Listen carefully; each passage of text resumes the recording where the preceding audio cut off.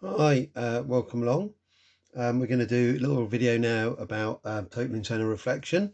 We're not going to do the applications of that. There are huge numbers of applications of this today. We're going to do that another time. What we're going to do is just actually have a look. We've got the kit out again to do some practical to see what actually happens.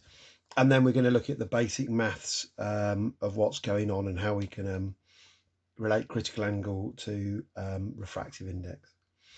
So if we have a look down here, you can see pretty much what we did last time. Got a ray of light entering a block and then leaving a block.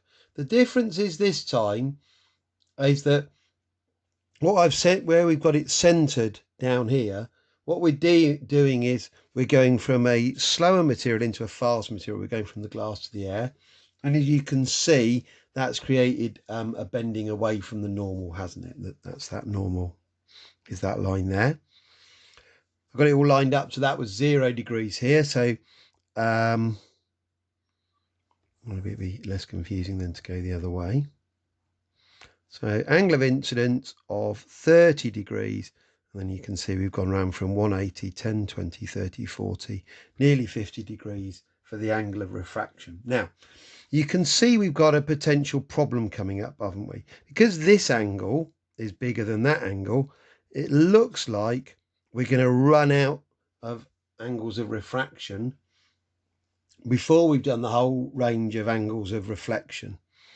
The other thing that you can observe is that there's a reflected ray in there, isn't there? So there's some of the light is reflecting off that surface rather than being refracted.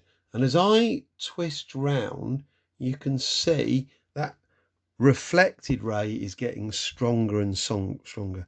The refracted ray is still just there, and then we get to there, and now definitely we no longer have any refracted ray. There's no light coming out here at all. We've just got a reflected ray, and as you probably know, that's called total internal reflection. And the angle at which total internal reflection occurs is the angle where, I'm going to line this up slightly better on the block, on the protractor, where the angle of, sorry, I'm going the wrong way, the angle of refraction, okay, is 90 degrees. Okay, and that I think is, you can just see it there, it just goes there. So that's the, so at and beyond the critical angle, we have total internal reflection. And I'm going to say that's there. And you can see, we'll make a note of this now, that that's at an angle, I don't know,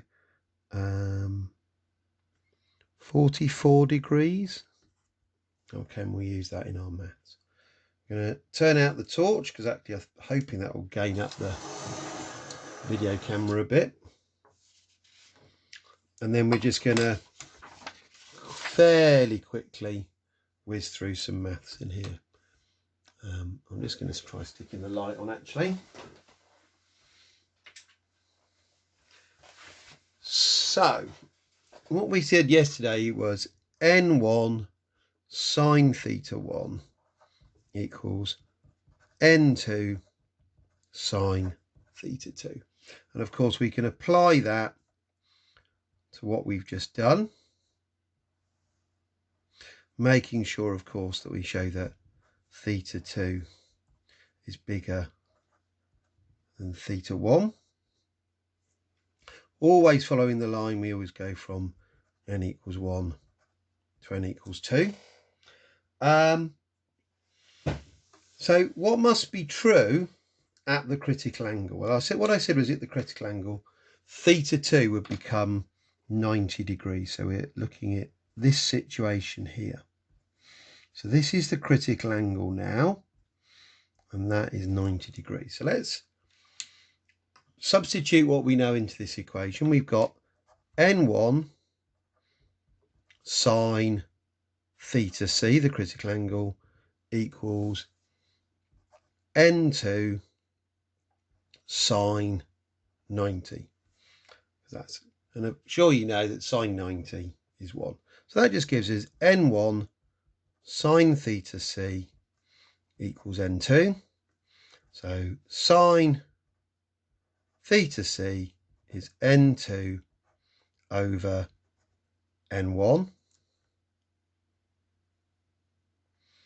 I don't know why I'm not sure about that.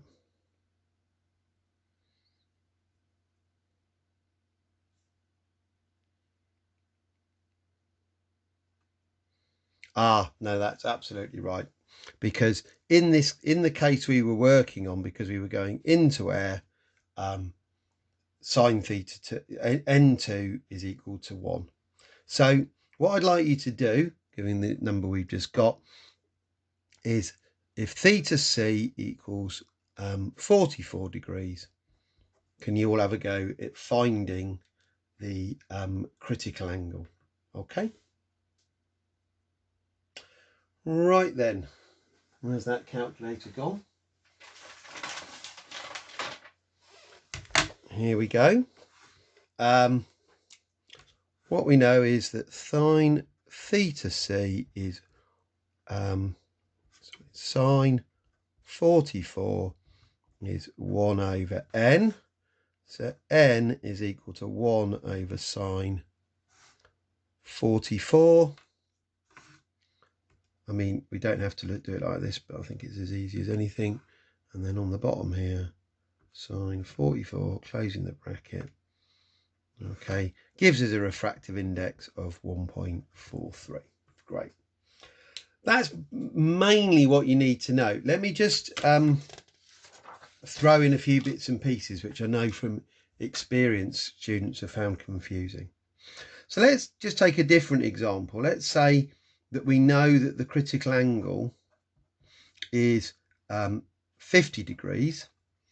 And then I say the angle of incidence is 30 degrees. What's going to happen?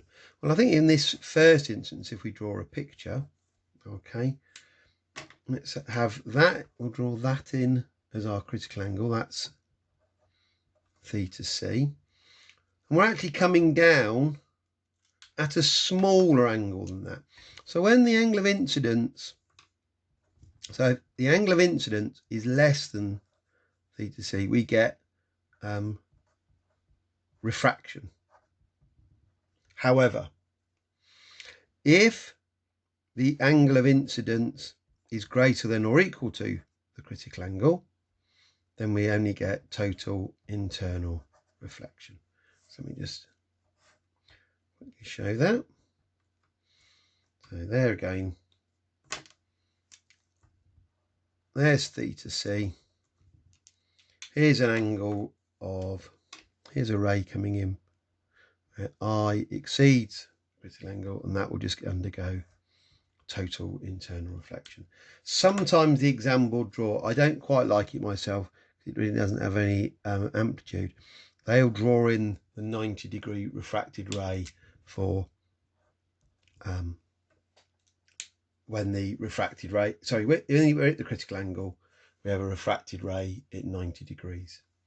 Give you some past papers to have a play around with that, but hopefully that's got you started. Thank you.